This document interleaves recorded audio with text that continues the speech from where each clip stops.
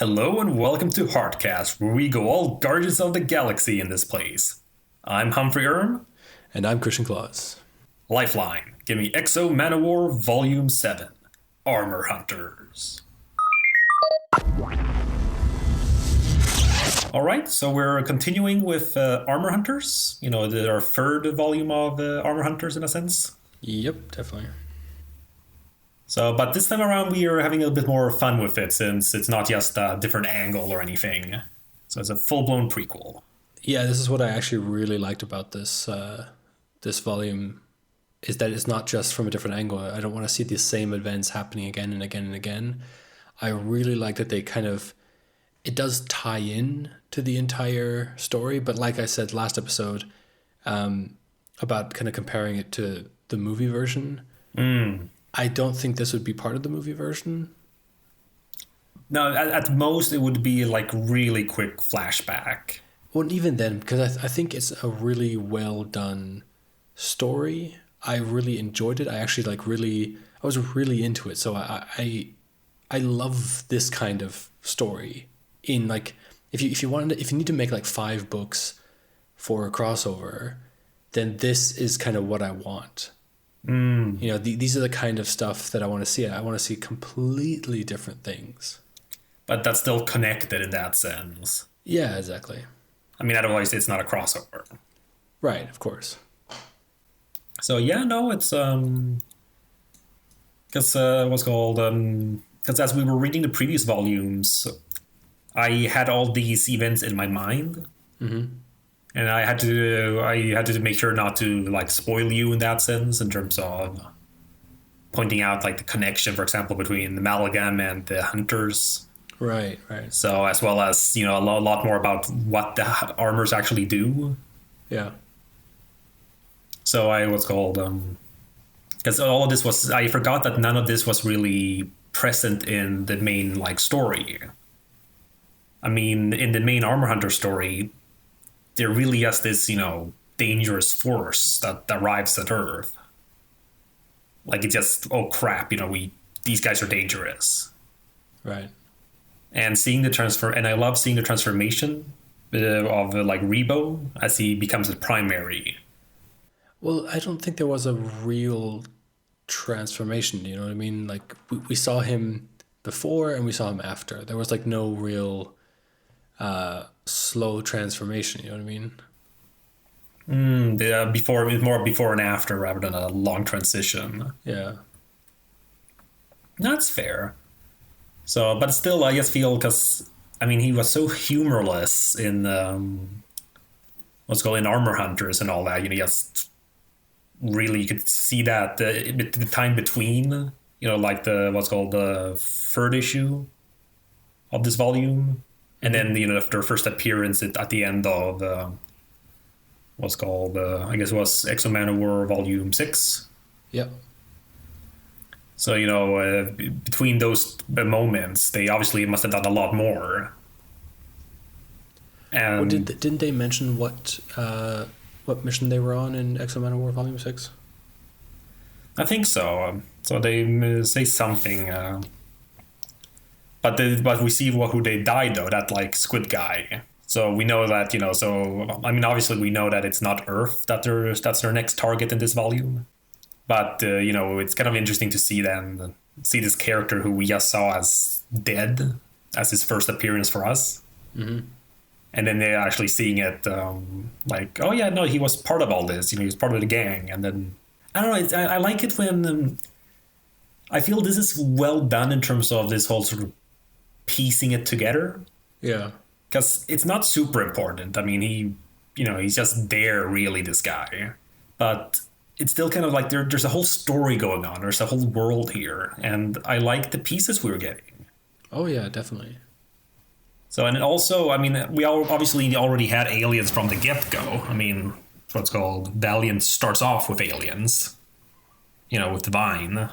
So so that's nothing new. But here we're getting kind of this, again, little Star Wars, Guardians of the Galaxy kind of environment. Yeah. This, huge diversity of aliens who are all like, interacting with each other. Because with Divine, it felt more like, an alien invasion film where it's one specific species attacking. Exactly. But here is like, oh yeah, it's look at these crazy guys here, and oh wow, so cool. So I don't know, just kind of because it immediately opens up. Because now suddenly we have there's a lot of possibilities here.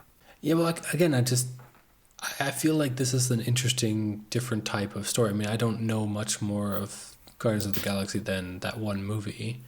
For me, at least one movie. Well, same here in that sense. Well, yeah, you've seen both at least. Oh, true, yeah. But for me, it just kind of feels like this is a nice kind of Star Trek kind of story. You have this one mission, and you're going to all these planets trying to fulfill that mission.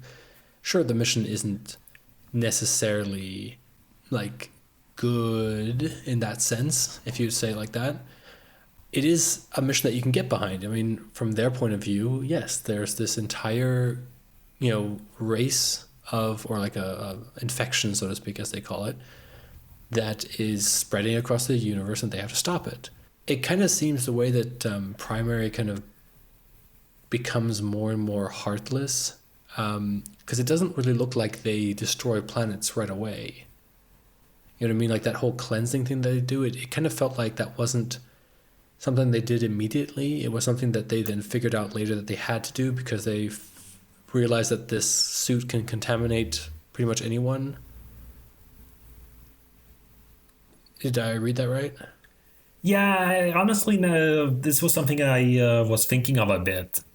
And we were kind of talking about that before with the first Armor Hunters volume. We don't quite really see the whole, all the effects they're describing aren't really, shown super clearly, I feel. I mean, the immediate danger of the armor, as we see, with the first issue here, it's super clear, okay, it makes the wearer user crazy and you just destroy everything. But the whole virus part of it, I never really saw that presented, visually. I'm not 100% sure with the whole process of the Armor Hunters.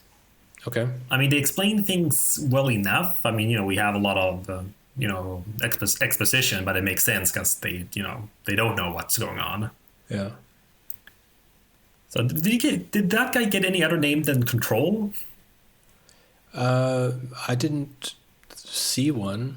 Yeah, well, Control. Yeah. I mean, he gives a lot of information there. And again, I like the idea with the spears. It's a kind of cool concept. You have all these cool, space weapons, and then, it's a gosh darn spear that's the job. Well, it's kind of like the kryptonite. You kill it with a thing from his home planet kind of thing. That's true. So, yeah, but still, it's a nice concept, and it kind of gets it down to the very core of a hunt. Yeah. I mean, it goes down to, caveman times for us. So that's again, he used them in the first volume, so it's not like it's a new thing, but the description of it here makes it a lot more interesting. Well, it also explains to us why it's a spear. Because, I mean, I didn't question it because it's just that typical thing of it's a comic book and they just have this one weapon, you know what I mean? Well, I just want to be cool, it's... Yeah, exactly. It's one of those things where there's so many comic book heroes and villains who use weapons that are just so, for lack of a better word, stupid. You're just kind of why are you using a spear? And it's no, he can deflect bullets with a spear, so it's all good. It's just okay, fine. Yeah, but or if you take as much as I love Arrow and Hawkeye and stuff, and they do get some use from their trick arrows. Oh yeah. But it's still, I don't know, it's just gonna see if it wasn't for their plot protection. Just a normal, mugger with a gun would probably take them out. Exactly. And considering that guns still would suit their ability in a sense, in terms of, being good marksmen. I mean, obviously there's a difference. You know what? That's a whole other thing. Yeah. So, I mean, it's a nice thing that they gave an explanation for why this guy uses these spears. And it's not some sort of it's it's the weapon of my people or anything like that. It's just actually no, this is the only thing that can kill an exosuit. Which again I think is great, or a Manowar suit, not an exo. But yeah, but I think it's a great way to also introduce us to the concept of that this is the weapon that can actually kill him.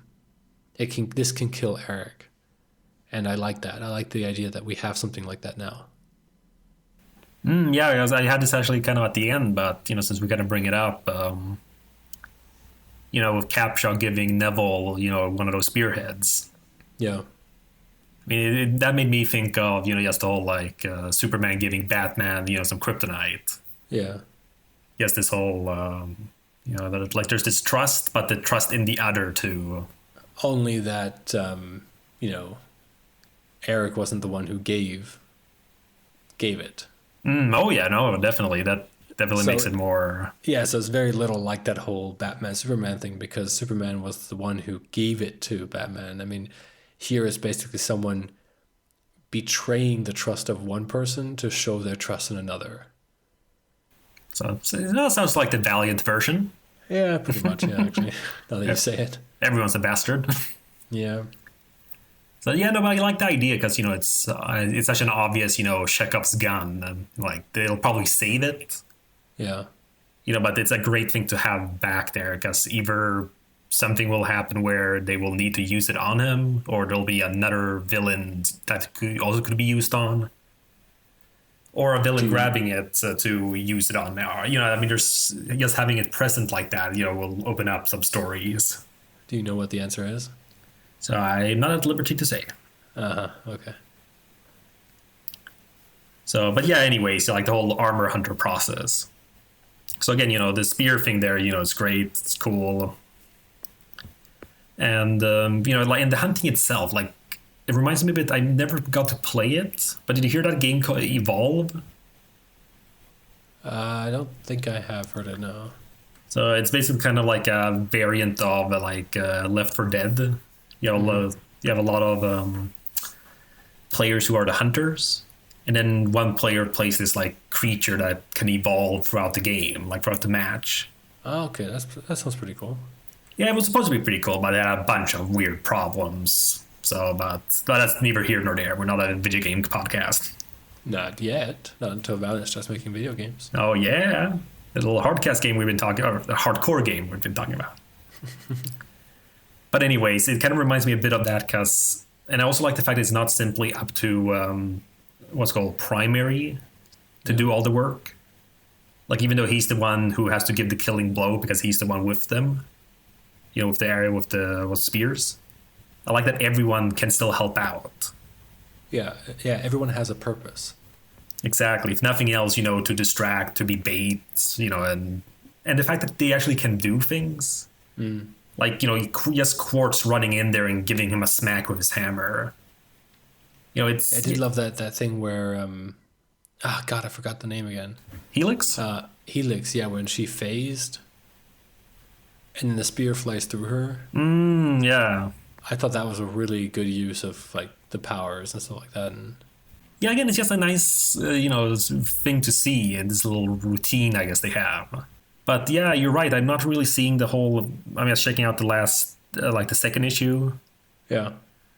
And yeah, I'm not really seeing them do anything about the whole preparation with burning it all. But they did mention it in the beginning too with the planet they're on. Like where the headquarters is. Yeah, true. That's where they train there because they don't come back, and that's why we burn it all down. But I don't know, just I honestly, I mean, again, maybe both of us just aren't catching the cues of all this. But honestly, looking back, I get the core concept of him, but the whole process I'm not entirely feeling now. What do you mean? Well, I don't know, just the procedure in terms of like the burning and as well as the whole danger of the virus of the armors. Yeah. It just doesn't seem so evident, I guess. They don't seem self-evident. Like if we saw something more like with the first, like the main, like in the main volume, for example, if they had depicted some kind of thing, like maybe people he's been in contact with, like maybe that guy from the first, from the second volume, the guy who was a vine plantling. Yeah. Like maybe if he, because of his contact with him, maybe if he was starting to grow a bit of armor on him or something. And then it'd be like, oh, so people he's been in contact with are, start to grow armors on themselves. But it took a while until the armor hunters came along. Then it'd be like, oh, I understand now. That's what it does. That's how it reproduces or whatever. But we don't really get that. We just get their hearsay, and even here we don't really see too much of it. We only see that when it's about to die, it goes over to Amalgam. Yeah, but that's kind of like it's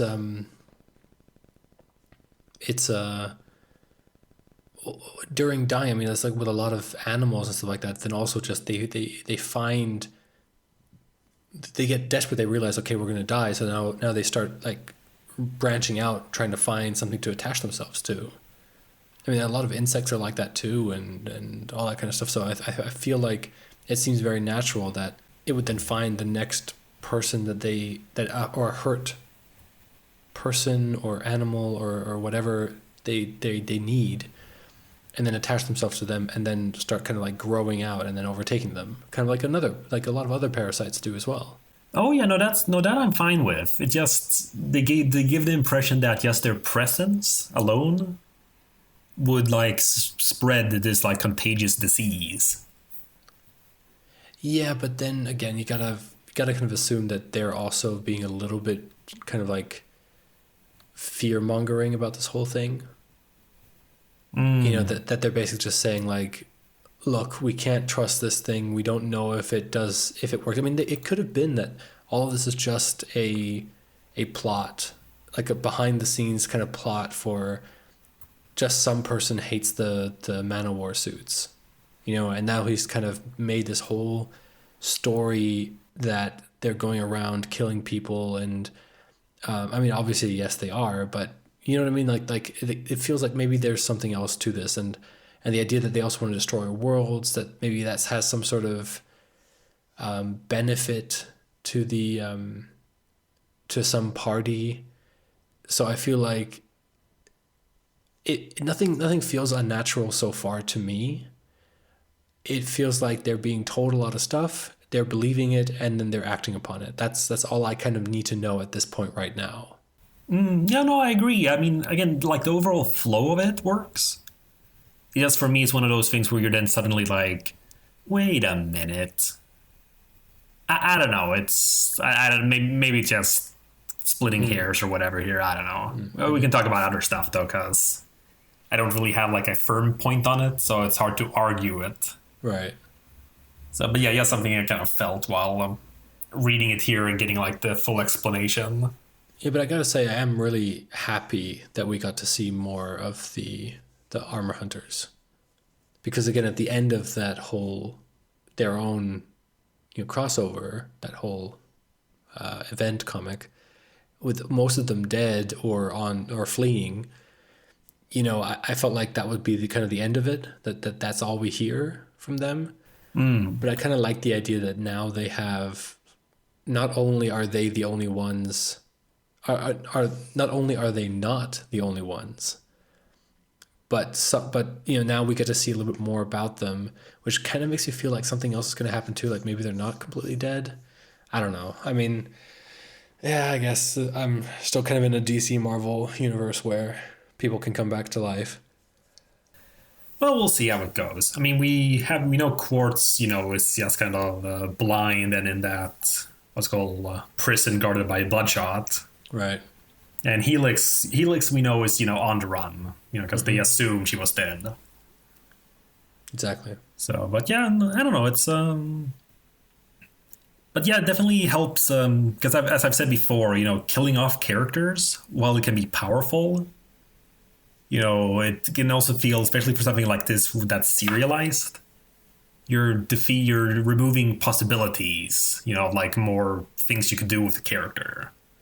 Yeah, but still, you have an entire army of these types of characters to come. So, worst case scenario, you just bring another character in that's pretty much a carbon copy of I mean, just bring in another primary who's exactly the same, more or less, and then you have kind of the same character in there. No, like that. Sorry, I misunderstood you. So yeah, you can have more armor hunters. You mean? Yeah. And even with the other armor hunters, I mean, if someone said like, man, I really want to have a primary, like literally this character, I really want to have him, but now that he's dead, all you have to kind of do is find a way to bring him back. Like even something like that, saying like, well, maybe the commander made a clone out of him. You know, you can do shit like that. That stuff just you could do that kind of stuff. Oh yeah, or time travel. Yeah, or time travel, or you bring a guy who is very, very similar to him, but you know, except for has a different name. But because he's the leader of the group, he's going to be called primary anyway. So yeah, he's technically a primary anyway, and then you know what I mean. Like, I think they'll find a way. So what we'll see. I mean, what's called? It definitely is a cool setup. And I actually wrote down here. This actually not so much the whole premise, but the overall tone and futility of what they were doing reminded me a lot of Attack on Titan. So they felt a lot like the Scouting Legion, a lot like the Scout. Again, obviously not Titans, but the idea of just so many people required to take down one. Yeah. And yes, the rampant deaths and all that. And only a very specific way of killing them. Yeah, true. So again, obviously not the perfect comparison, but just the tone of it all. I mean, when they arrived in the beginning of the second issue, when they arrive on that planet, and then we get to see all the different gingers and stuff like that. Yeah. And then they return. I mean, that reminded me of the first, episode of Attack on Titan. Right. Oh, the Scouting Legion's back. Scouting crew. Great. It's like they're all. They're just like half dead anyway. Well, honestly, the Scouting Legion did better because they actually came back, some of them. Right. Here we got 5 out of 18 robots back, and all their crew on top from them were dead. Like, what a great way to start your first day of orientation. Right. But that's what I mean. It had this very hopelessness that's similar in that series. And it was just a nice environment because as much as I like, the whole like first contact like kind of scenarios, like with Divine. Yeah. There's something cool when you're just kind of right in the middle of it all. Like this with all these different characters and concepts, and it's not they're still being surprised and intimidated by things. But in this case, it's not like wow, a talking, octopus man. Yeah. It's more about, well, this thing in particular is, everything else is like, yeah, no, we know it. Yeah, it'd be like being really surprised about seeing, I don't know, so a Mongolian or something. A Mongolian. Okay. I don't know. It's the first thing I thought of. I was going to go with ostrich. They exist, but then when you never really seen one in real life, so. All right. Well, I was thinking more like sentience-wise, that actual... Hey, ostriches are sentient. So, well, in their own little way. So, but yeah, no, it's... Again, I like that kind of hopelessness of it all, because it makes it feel more noble in a sense. Okay. But I mean, obviously it could be considered stupid as well, what's called everyone trying to do the same thing over and over. And nothing's really helping really in the long run. I mean, especially with the whole reveal then that what they do doesn't really matter because they're still coming back to previous planets and stuff like that. I mean, I'm assuming from what we can see from controls like I guess hologram projector thing with all the planets. Yeah. So I'm assuming he's being I guess just encouraging to them. Because after they do the first one, yeah, here we go. Yeah, it's that big like 2-page spread. So page 77. Yep. Because they've killed another one, and what's called controls being like very encouraging. Take heart. We're winning. Yeah. But I'm assuming from again, from him, I'm guessing they have these like sort of neutrally colored planets. He touches them and it turns green, representing the planet they're on. But then we see him like with just seems to be 2 victories there, or no 3. Okay, 4. 4. Actually. Yeah, 4. But amidst all these like reds. Yeah. So it gives this whole sense of they're doing a noble deed. You know, they know it's right, but they just can't help but not do it super well because the enemy is just too powerful. Yeah, exactly. But that's what I mean is that it's so easy to actually like these characters because they do have this noble mission. They are trying, they are the underdogs in the story, in their own story. However, they're the, I don't know, what would you call it? The overdogs for Exo Manowar? You know what I mean? Like, because they're coming in and... Can I use that? I feel that should be like a name for something. Overdog. Overdog? Because I don't think that exists, right? You have an underdog. You don't have an overdog. I don't know. I kind of assumed that it would be a... Because that sounds like a good like foil or something. Anyway, yeah. But yes, I mean, because the thing is, we have this pretty much inexperienced suit wearer in Eric, and I feel like he becomes then the underdog of his own story when he's fighting against the armor hunters. So I think it's just interesting seeing it from their perspective, where they're fighting all these crazy type of armors. And this is kind of what I'm thinking. Like, I hope that in some of the next issues that we do get to read about the armor hunters, that it's not going to be a retelling of the event from a different perspective, but we're going to be doing something like this, because I would really like to know a little bit more backstory to the armors. Like, why is Eric's armor not trying to constantly like consume him and control him, like we see a lot of the other armors do in this issue? I mean, you can really see that once they get stabbed once, it kind of feels like the person inside the suit gets back their consciousness and they kind of realize what's going on. Because like in the first one, you know, how they were pleading like to not die and not wanting to die and stuff like that. I feel like it's kind of like one of those things where you kind of you snap back and you're like, oh my God, what's going on? What did I just do? You know? Or maybe it's like a blackout drunk. You know, you just wake up one morning and you're like, oh my God, I can't remember a single thing I did last night.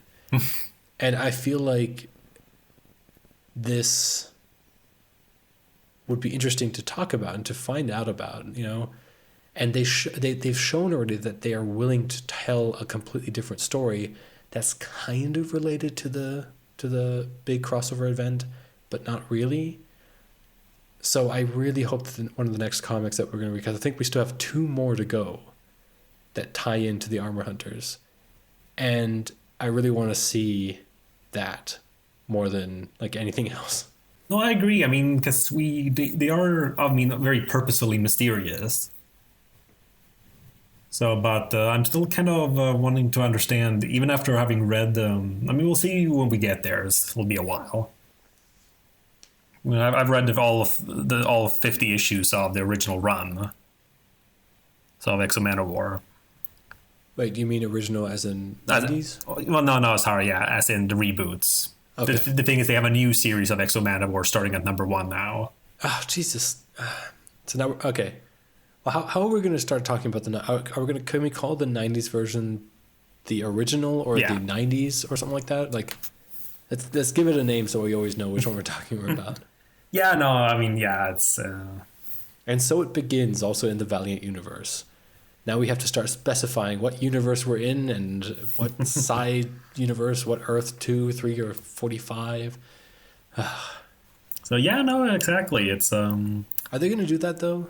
Like, do they do parallel universes? Not from what I've noticed. Like, their equivalent of that, which I guess really isn't an equivalent, is, you know, the whole time periods. Okay. I mean, with Rye, which is, yeah, I mean, that's always a thing with the original Valiant universe. Yeah. So you have the present day, and then you have the future. Yeah. And basically, because thanks to characters like what's called Gilad and stuff like that. Yeah. So you can kind of always have something that connects them. So it's not like it's just 2 separate worlds. Yeah, I mean, I'm sorry, it's just I'm trying to think myself if there's a like parallel, but not what I've seen. Yeah, well, all it's going to take is one writer to be like, you know what would be fun if we see what would have happened if the Armor Hunters had won. Oh, actually, they kind of do now that I think about it. Oh, no. But it's sort of it's a one-off. Oh, okay. So I haven't gone into it yet myself because it's a relatively recent thing. Okay. Do you mind if I say the name of it? No. So should I say the name of it? I'm not going to go in. Yes. Yes. What's it called Stalin verse. Ah, come on, dude. I didn't want to know that. Okay. All right. So basically, I haven't read them. Maybe I've seen like the covers. Stalin verse. It's kind of like you remember like Superman Red Sun. Yeah. Yeah. Yeah. It's basically seems to be Valiant's version of that. Okay. So who lands in Russia or who lands in the USSR? So yeah, it's something like that. It's I mean again, if it's I think there's some cosmic thing in play, but considering that all the other series are continuing as they are, All it's right. just like one big what if event. Well, we'll get to it then, I guess, at some point. Yeah, it'll be a while, but yeah, I mean maybe we could just bring up like the last issue of the book. Mm-hmm. So what's called since we have the first three issues, which is just a prequel, and then basically all of our hunters. Yep. And then, we basically get some closure for poor old Malcolm. Yeah. I gotta say, like, it's based because of his design from what we saw first, because like I said, I really loved his appearance, up amongst the like space debris, when he first introduced. Oh yeah. Yeah. Because again, he just brings up this big mystery, like who is this guy? Why does he have this sort of like half exo armor on him? And all that is like cool. But then seeing him here, then prior to all that, he's just a human, or human-like. So it's kind of interesting to see that, from him first getting the infection in a sense to actually then, escaping from them. It's I don't know, just kind of interesting to see him finally get, like some kind of closure. Oh yeah. I mean, I don't think I've ever seen someone so happy to cut themselves. Yeah. No, but it was an interesting idea, and especially that last thing at the end there with the one character trying to kill him. I mean, that was all fine. It was a nice little added drama. But yeah, I was just kind of wondering who is he fighting for? Oh, the betrayer guy or the traitor guy? Sven? Yeah. He's Swedish, so he was fighting for the Swedes, probably. Yep, Sweden has their own. Well, we do have a secret service, but yeah, probably not big enough for this. You'd think that's what makes them so good at being secret service. Exactly. So it's always the country you least expect. Just some little country somewhere. It's kind of we're the ones who've been pulling the strings. It's like it's actually like the Vatican City somewhere. Well, they kind of pull strings, in terms of their own religion. Yeah, but think about it. Like in every single country, there's a Catholic church somewhere that pulls all the strings of the government. And yeah, anyway. Going all Da Vinci Code on us. Yeah. All right. Yeah, and I'm looking here. So, and yeah, he doesn't say anything. So I guess he's a good trader in that sense. In terms of not just giving away everything. Well, he also died. Yeah, but before that. Because he does kind of say, I think if he could have been tortured, then maybe he would have given off something. Oh well, he's dead anyway. So yeah, no, exactly. And again, I gotta say, I do like the confrontation. I don't know, just because again, I like Capshaw. She's she's ruthless in like a good way. I feel. Yeah, because it kind of like they don't like hide the fact that the military can do nasty things.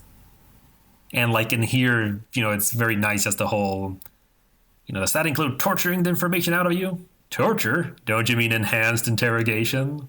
And it's just like, no cameras, no politicians, just us. We both know I mean torture. And that's, I kind of like that. And then, of course, just the whole, I do feel so bad for Malcolm because it's just all this back and forth and poor guy. If they're not cutting off arms from him just to prove a point. Yeah, especially after he had the cure, his face looks so much more human. The way that he's actually smiling and smirking and stuff like that. It's just like, yeah, okay, now you have more of a feeling towards him. No, but you're right. He's always gritting his teeth. Yeah. That alone gives him almost a totally different, well, not a totally different design. But yeah, just you're right. That one thing of like it's quiet now. Yeah, exactly. He looks so human in that. I mean, obviously that's what. Well, he's not human, but you know what I mean. Yeah, no, that's really nice. I didn't think of it really like so, but you're right. It's a nice capture there. It was definitely a character you want to see again. Oh yeah. So like I'm It not would be sure funny what else. if he comes back and it's completely an Exo Manowar suit or a Manowar suit. So well, maybe. I mean, that's kind of I like the. I gotta say that too with the whole thing Sven was trying to do. So I like the idea behind it.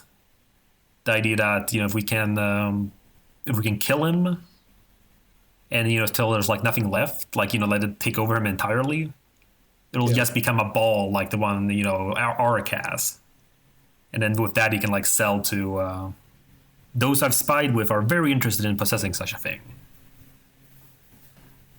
I don't know, I just kind of like the logic of it. Like it makes sense, but it's just kind of cool when it's something like we've kind of seen it present already. I don't know. I mean, I'm not really having like any firm thoughts this time around. It seems like. Yeah, well, it seems just a very good comic. I mean, it was one of those where I wasn't looking forward to reading it because I was just thinking to myself, like, okay, it's just going to be a rehash of the Armor Hunters told for the third time, and there's two more times to come. But then I was pleasantly surprised that we were not coming back to the event. I was reading issue after issue, and we were still in space. We were still with these characters, and one of the reasons why the Green Lantern movie did so badly, I feel, is because we didn't stay off of Earth. We were always back at Earth, and I don't care about Earth. I don't want to see Earth. I want to see the vast galaxy. I want to see all this cool stuff, which is kind of what this did. And then, yeah, at the end, they brought everything together, and that was fine. You can have Earth for one issue. But I thoroughly enjoyed this comic, and this one was just like probably one of the best that I've read so far. Yeah, no, I can agree with that. I mean, again, just a nice, exciting sci-fi adventure. Like I said, it's again, it's not a perfect Guardians of the Galaxy like comparison, but just like is this is in a space opera, right? Or just having trouble sometimes with genre names because some of them are like very particular. Yeah, what would a space opera be? I mean, I know that Cowboy Bebop and Star Trek are space operas. So Cowboy Bebop is as well then. I've heard people classify it as a space opera. Well, then I'd classify this as well then. Well, would it have to be that a space opera would be like a soap opera in space? Was like that the idea there? that I don't know, because I mean maybe it has to do with like how like the idea that you have to have characters who are it's like a character drama in space. You could put it on Earth, but you have it in space. According to Wikipedia, space opera is a subgenre of science fiction that emphasizes space warfare, melodrama, adventure, interplanetary battles, as well as chivalric romance and often risk-taking. Set mainly or entirely in outer space, it involves conflict between opponents possessing advanced abilities, futuristic weapons, and other sophisticated technology. The term has no relation to music, but is instead a play on the terms soap opera and horse opera, the latter of which was coined during the 1930s to indicate cliched and formulaic Western movies.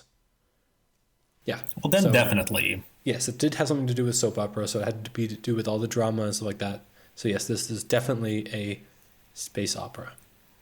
Well, especially with just the whole adventure part and the chivalry and all that. Oh yeah. So, but yeah, it's definitely what's called space opera. But that's what I mean. It's just fun. I mean, honestly, like in the very first issue there, I mean, this music just came up to my head. Maybe not the best hammer, but it's the cantina music. Yeah, yeah, that came to me at the beginning, like the first. Exactly. The moment you have a space bar, it's like that's the only music they play in space. Yep. Play the same song again. We just said it at the same time. Yep. Jeez. So, but yeah, no, but exactly, it's that kind of but it's always fun those environments because I think because with the it's like I was saying, as much as I like first contact stories, Yeah. like these invasion stories, like with Divine, it's something interesting to have like where Divine is just this whole it's this big threat, and here we have just a bunch of bounty hunters and patrons of a bar, and just like get us a drink or it's this casualness. I mean, heck, just the whole when they're talking to the guy from the planet where the armor is, just the whole again, yes, they're just pure mercenaries. They're just this guy ain't got no money, but then they're going like, yeah, but no one else wants to do it. At worst, we'll just have this happen, or we'll kill him. I'm like, all right. It's so funny how that's like the typical hero's journey thing. So they're like doing it for money first. No, but the idea that he refuses at first.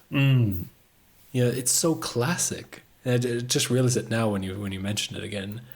That it's such a classic writing move. It's like, nope, let's have him first not want to go and then be convinced to go, and then he goes. The reluctant hero. Yep.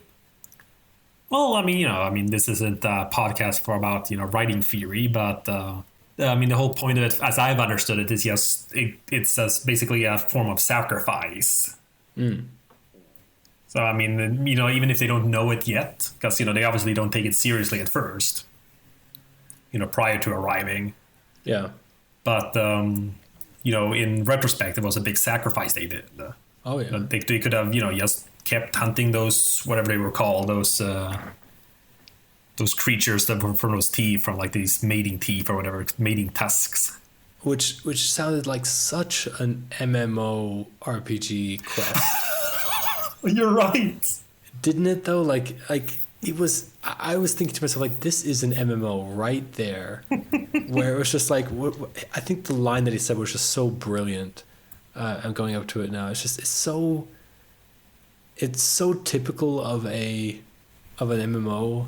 Just like this thing, like, hey now, you slabbed 7 full-grown between you. That's nice. Try bringing me 10 each, 20 times. Then you'll get my attention. And I was like, this is so, like, I'm playing Guild Wars 2 or something like that, and then I'm going to the same guy like 20 times just because he wants now more and more. So, man, it was just MMO, man. How do they work? So yeah, no, it's but it's true though.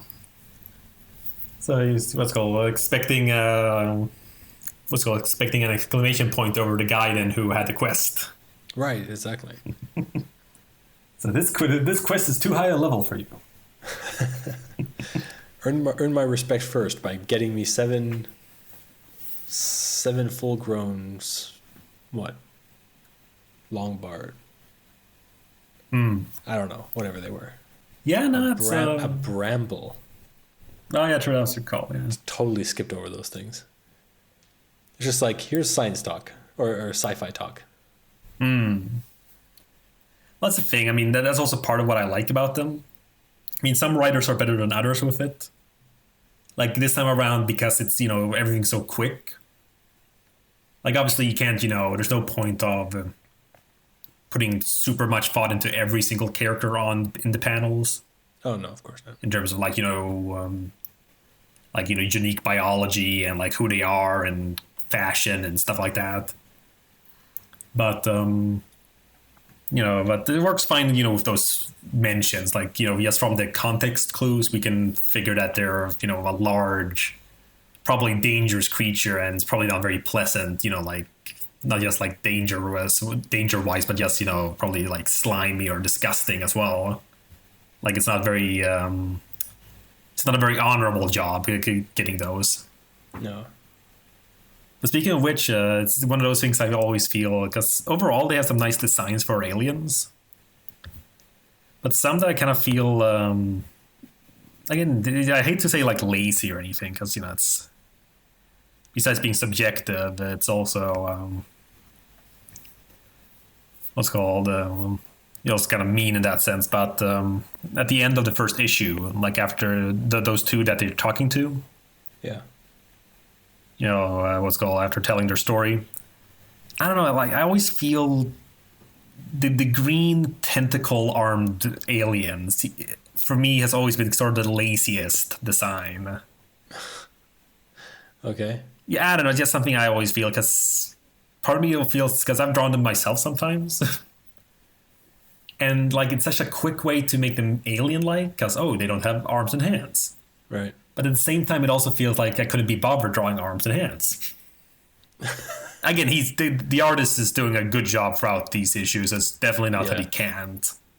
But I don't know, just it's a pet peeve of mine because he's just a human otherwise. Yeah, but that's kind of like assuming that everyone has like 1,000,001 ideas for some sort of creature designs, you know? Oh, yeah, no. And the problem is like something that I learned from my girlfriend is just that you can't make anything too complicated because your eye needs to rest.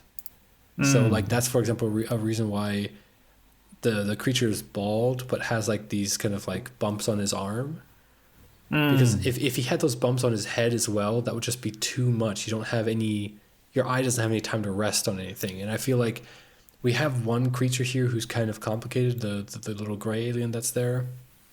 I mean, he's not complicated, but he is more thinner and stuff like that. So yeah, you're going to make a fat creature, make him kind of a blob, make him kind of like, you know, I think it's very natural. I understand that it's a pet peeve of yours, but I think it's unwarranted here. I mean, I think if you're looking at like, I don't know, if you're looking at like a webcomic or even an animated show or whatever of something where they then come to a planet full of small green wobbly creatures, then you're kind of like, okay, this is kind of lame. You know what I mean? But I think in this, I feel like the design was warranted. It feels natural. It doesn't feel like it felt so natural that I didn't even notice it. Let's say it like that. Honestly, this is the kind of thing that you're going to notice because you're thinking about it anyway. Just like how I noticed how the you know what I'm gonna say, how the time was explained again in this issue. I'm not gonna go into it, but I just gotta say, if you need to use an asterisk to explain something, to explain your now, maybe now is not sufficient. Maybe you should think of a different kind of way of doing it. Anyway, let's not dwell on that because I talked way too much last time about it. Yeah, but where was that? I mean, I know they do it, but the asterisk part I couldn't remember. It was in, or was it issue 3, I think. No, it must have been in issue 4 already. Yes, it was when Malcolm was in the... Yeah, there we go, yeah. Now, the events of this issue follow Armor Hunters number 4. Because it's like, nope. You can't do that. You can't say now and then explain your now. You need to you're say right. something. It should have just in that caption it should have said after the Armor Hunters event, you know, or whatever you'd want to call it, like the Armor Hunter invasion. Which again, if they had done it from the beginning to that moment, to the Armor Hunter invasion, to the Armor Hunter battle, to the whatever, like if they had called it something like an event, like events usually are in the real world, you could have explained it right there. It's a pet peeve of mine, and I'm going to bring it up every single time we make a podcast and they do these stupid things. Well, did you say about having a counter? Because it happens so often. Yes. You can just add dates. Come on, it's not that hard. Anyway, let's continue. We already talked 2 minutes about this. That's 2 minutes too long. I think we should start a drinking game every time I talk about time. Take a shot. So, well, you know, I don't drink, but you'll probably just talk more about it. Yeah. But yeah, no, I mean, I don't know. It's I think we've gone through most of it in that sense. Yeah. So No shame in that. We've kind of talked about the story and everything, and all that's left is to talk about the art a little bit more if you want, because we did talk quite a little bit about the art. Well, we've been speaking sort of as in like in terms of design and stuff like that a bit. Yeah. But yeah, no, the artist Diego Bernard. So I think he's done a pretty good job here. So I mean, it's just very solid work. Yeah. It's detailed environments. I mean, like again, that whole first shot there, or shot that first panel, with the cantina. Yeah. I mean, yes, exactly. Well, yeah, I'm looking at it and it's naturally coming to my head. Oh yeah, yeah. But yeah, no, it's cool. It's like nothing feels lazy. Nothing feels like poorly drawn or laid out. Like panel layout as well, works. Yep. But I have to say though, I think because they have the pages, like the pencil pages and like the ink pages at the end of the issues. Yeah. And I have to say, I feel almost like the coloring kind of again that doesn't kill it, but I feel like the coloring kind of removes some of the contrast or something. Okay. I don't know, because when I'm looking at the pencils and the inks, when it's just like black and white, like obviously when it's just black and white, the black will pop more. But I don't know, like I'm looking there and everything feels a lot clearer somehow. So in my opinion, like I'm looking here and it's like, oh yeah, these faces, like all this cross hatching and stuff, it's so clear and looks so nice. I can feel like the texture of the character. Yeah. But then in color, again, it's fine coloring, but it just feels like it blends too much somehow. I don't know how to describe it. Yeah, I can't help you there, buddy. I mean, I kind of see what you're saying, that it is a lot very contrast rich, but then again, it's black and white. That's what black and white is supposed to do. And I don't know enough about art to talk on your level of this, but all I can say is that yep, black and white looks very nice. Yeah, that's. Is there actually can we go into like comic book history? I don't know if you can answer this question, but is there a reason why American comic books, are always colored? Oh, you mean in Mostly comparison colored? to what's called like manga? Yeah, I mean, obviously, not just the idea that in manga there's one guy doing everything, pretty much. I'm just kind of wondering because has it always been that American comics were mostly made out of teams that had different jobs, or what? Do you know what the history is of that? I'm not sure. Now that you're saying it, I mean, I know in Sweden they've had a interesting kind of back and forth. Okay. Well, like if you take like the Phantom, you know him. Yeah. Yeah. So I guess they've started in Sweden to sell his like original comics. Oh, cool. Yeah, it's kind of like these collections, and they're really nice because it's not just the stories, but it's the entire comics, including old ads. So it's like really like you're reading the original books, like issues. But they were in color, and these were done from like the 30s sometime. But then, for whatever reason, for the longest time, it went to black and white. Okay. Yeah, I'm not sure why, but I guess it was just more financially viable to do it that way. Because I guess printing costs, with color and all that. But just interesting to have it start in color and then switch over to black and white.